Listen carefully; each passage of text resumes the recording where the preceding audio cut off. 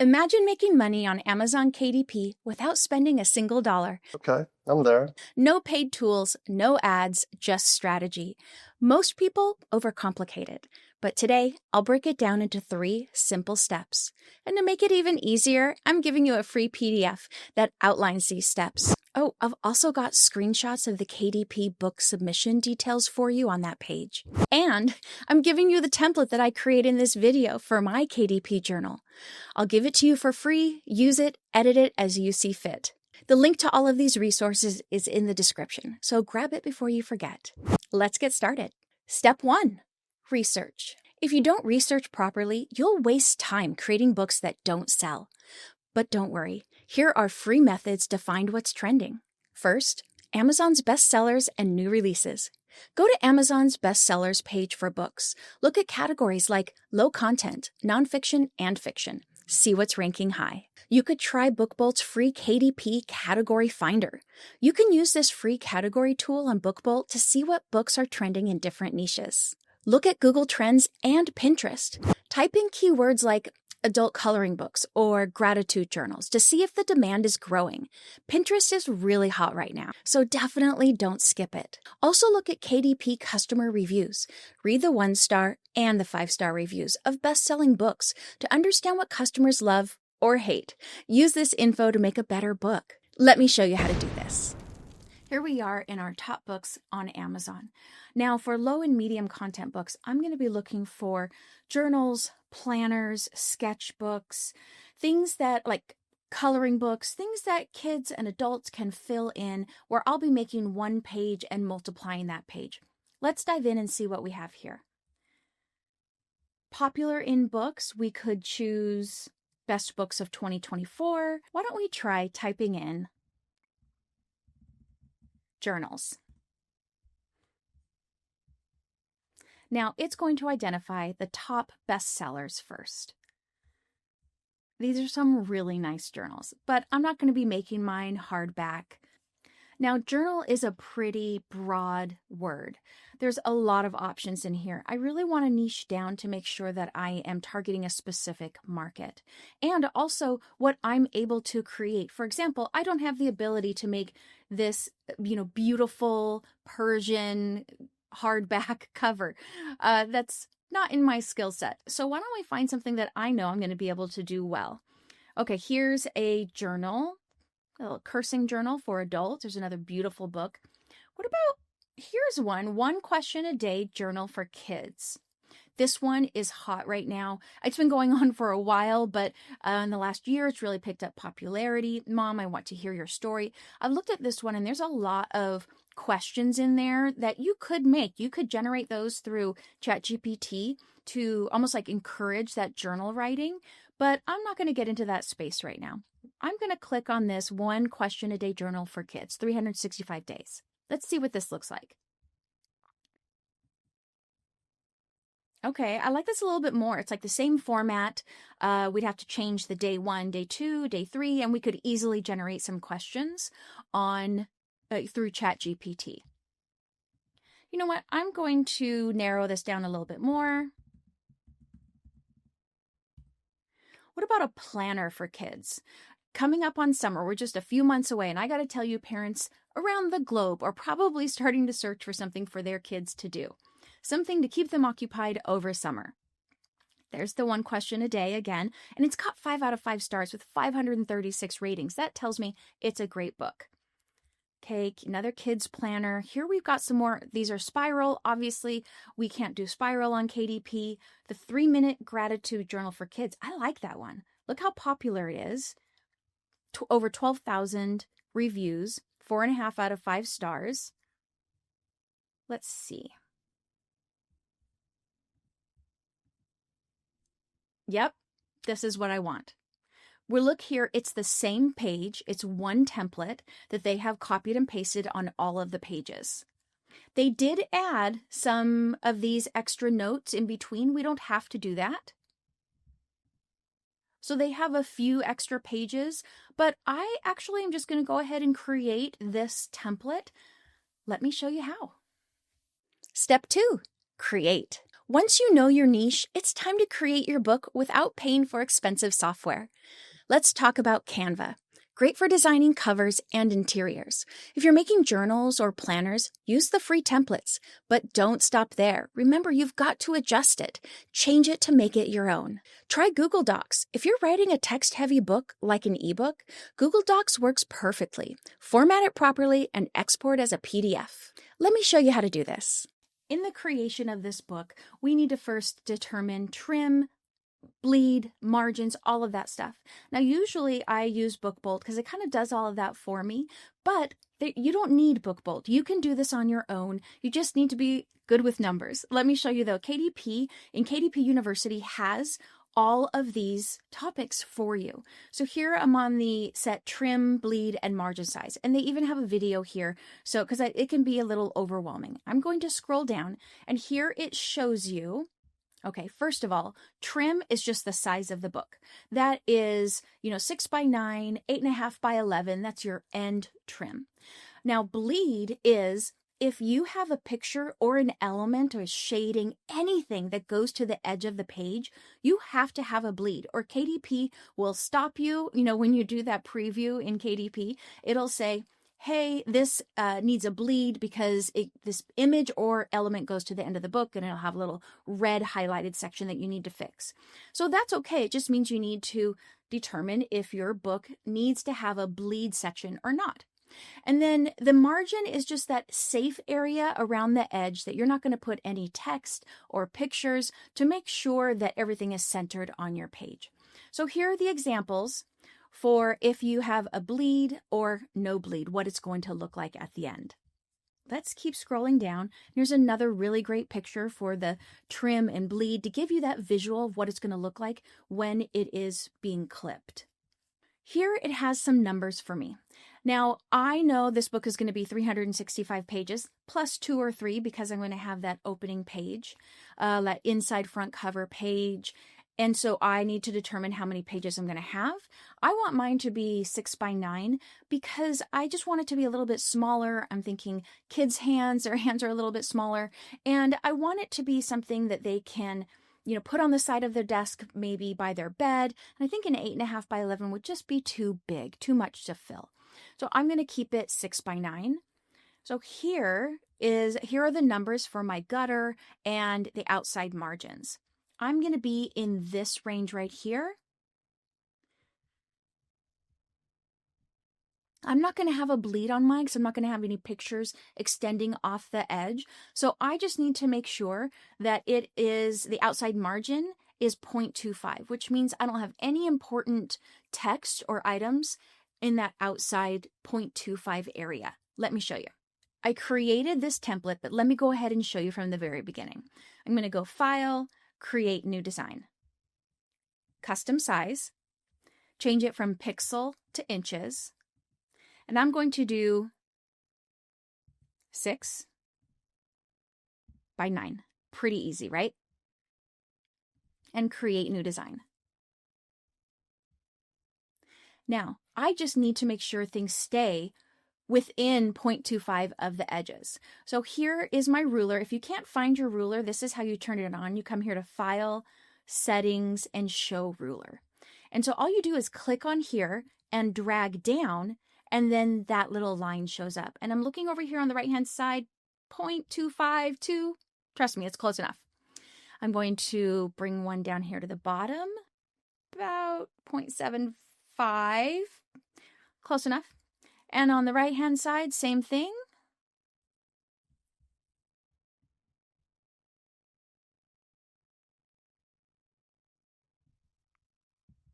It needs to be at least 0.25, right around there. 0.245, close enough.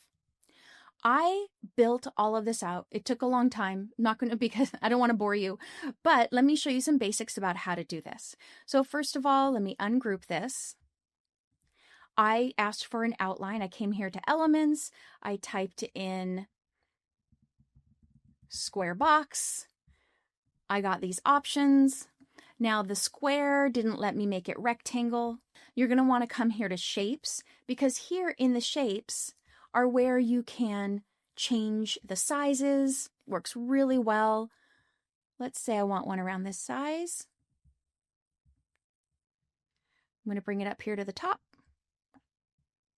Now I want it to be, notice how those guides are popping up when I'm moving this element to the side. So I'm just going to follow those guides.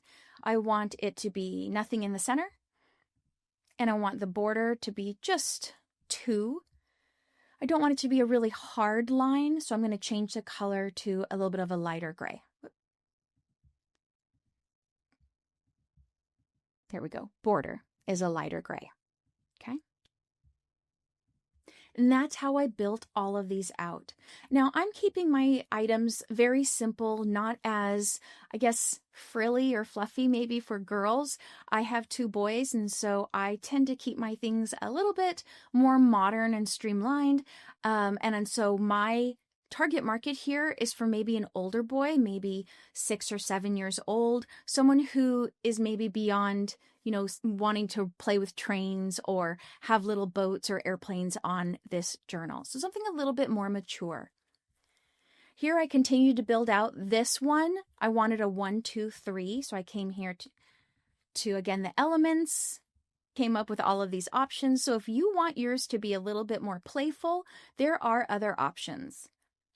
And what I like is, even if I'm not crazy about one of them, if I click on one, look at what it did here. It then opened up more that were like that. So I can throw that one away. And here's one that gives you 5. So here are some other really great options for you to build out your page. I came in here, I just copied this box and made another one and filled it in with gray. Now let's talk about the smiley face icons. Because remember, this is all going to be black and white, not color. I was at first looking for black and white ones. I didn't see any I really liked. And I come in here to graphics, I see all. I picked one. I actually really liked this one, but it was a little too big. So let me show you what I did, because the only black and white one I saw was this one. I didn't like that very much. This is what I did. I clicked on that. I come here to edit, open up adjust, and then I'm just going to lower the saturation to make it black and white. There. I think that looks pretty good. And I just added this part down here. Now, here are some tips that I figured out as I was going through this that have to do with formatting. So first of all, I am going to select all of these and group them together. Just makes it easier to move it around and make sure that it's center. I'm going to go ahead and duplicate this page. So now I have 1 and 2 pages. I need an inside cover page. So to do that, I'm just going to create another page.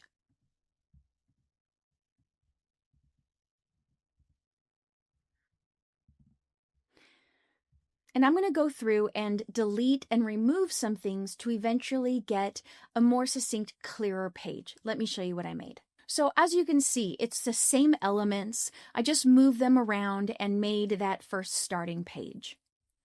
The next page is going to be a blank page because remember, this is the first page. Just a minute, let me show you. Okay. With this book, remember, this is the first inside cover page. And the next one is page 2 and it's blank. So really page 3 is your first page. This is cover page 1.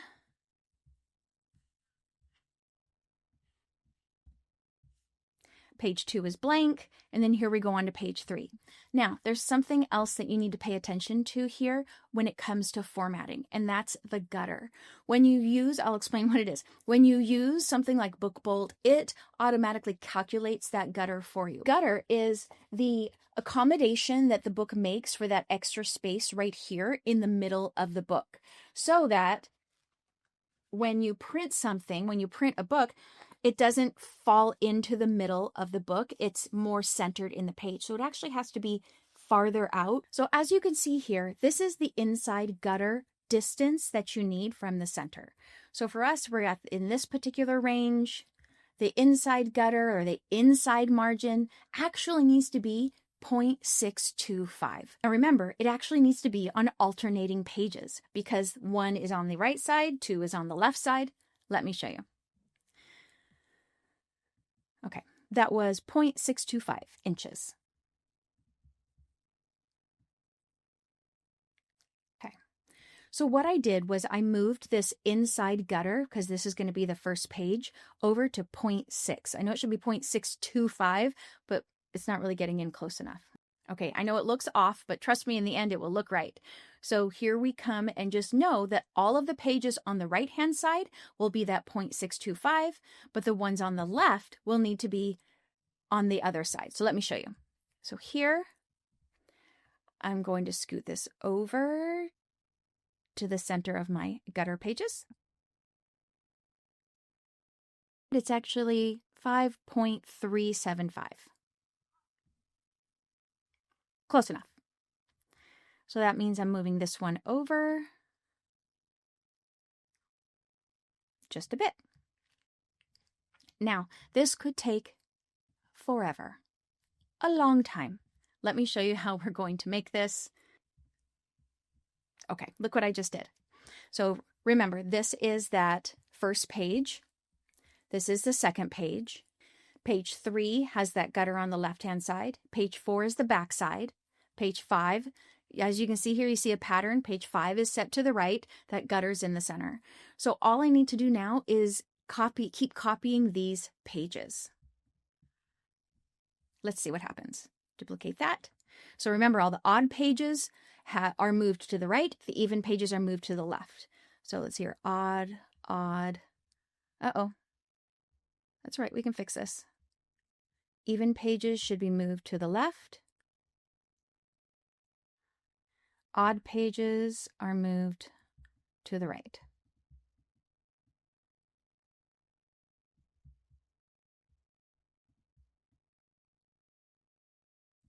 Okay, let's see what that looks like.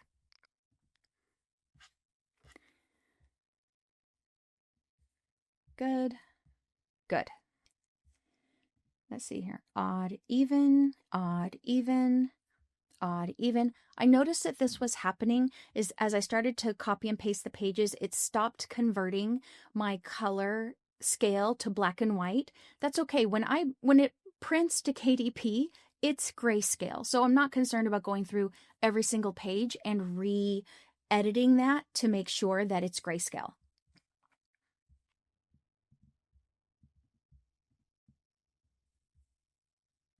I just make sure when I duplicate these, it stays that odd page to the right, even page to the left.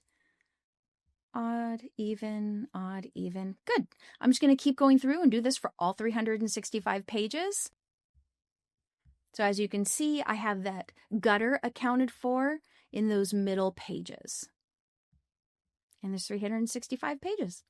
What I have saved for you, if you click on that link down below, is this page. So you can edit it, change it, use it exactly as it is if you want. But so you have my permission to use this, but I think it's just good to have some place to start so that you know what those basics should be. Now let's look at the cover. KDP has a print cover calculator template for you. So let's go ahead and use it. Binding type is paperback. Interior, black and white. Paper type, white paper. The thickness does change, so it does matter. You need to know. Reading direction, left to right. Measuring units, inches. Interior trim size, 6x9. And we have 367 pages. Calculate dimensions. And here it gives me the layout that I need with the size that I need for the width and the height, the front cover, the gutter, it calculated all of that for me. So here I went ahead and created that exactly like I did with the 6x9. I did that here with the cover. I come here to File, and let me make a copy, and I'll remove the elements so I can show you what I did.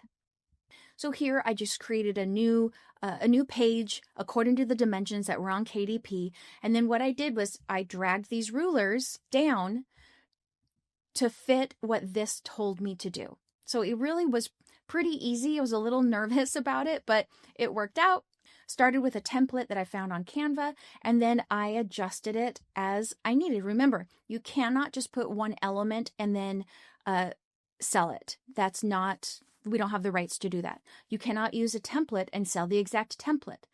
we don't have the rights to do that on Canva. We have to change it to make it our own. So here I typed in, it felt like my book was kind of a modern kids journal book cover. So I started here. Any of these would be good. I really liked this one also. You would then have to move all of these elements to over here. Okay, and you see where I'm going with this. You would have to put something on top of this because you need to change this to make it your own. But you could do maybe, let's see what we could put on top of this. That's kind of fun. Add some color.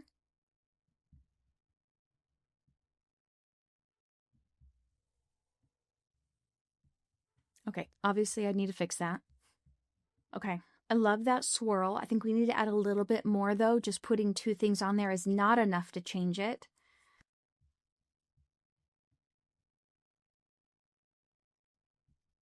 I like that pencil icon on top of that.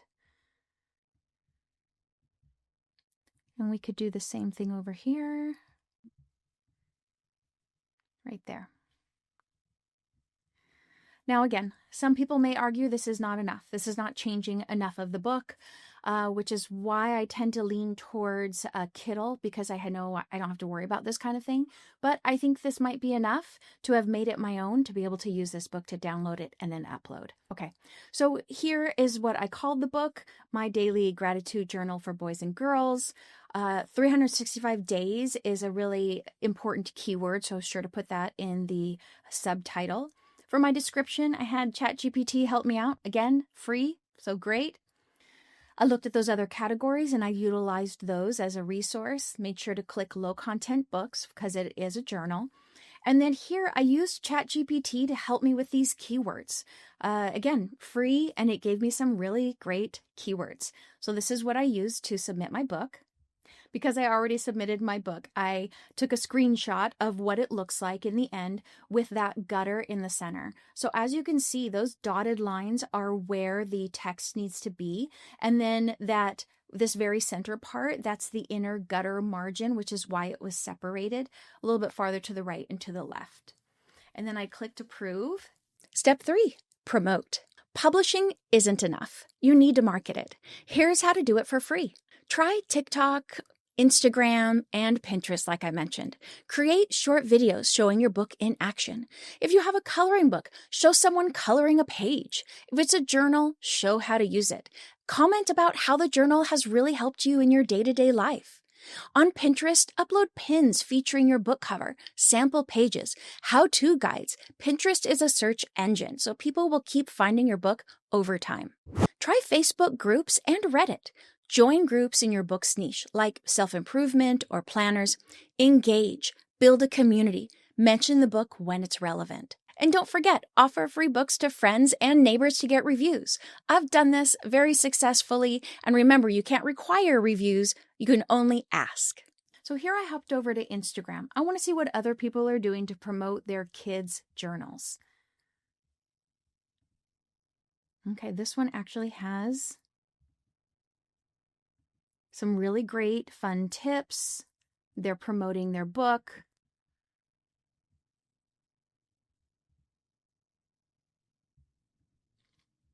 This book belongs to, oh nice, it's a video.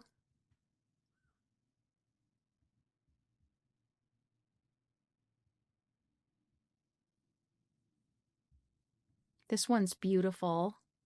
So as you can see, a lot of people are promoting their book over on Instagram. You could post it in your local Facebook page, promote it with your neighbors. You've got to do something though. You can't just post it and then expect it to sell. But you don't have to do ads. There are other ways to be successful on KDP. If you want a step-by-step guide to make this process even easier, download my free PDF in the description. It breaks down everything we covered today, plus some extra tips. And if you found this helpful, don't forget to subscribe for more KDP tips and strategies. See you in the next video.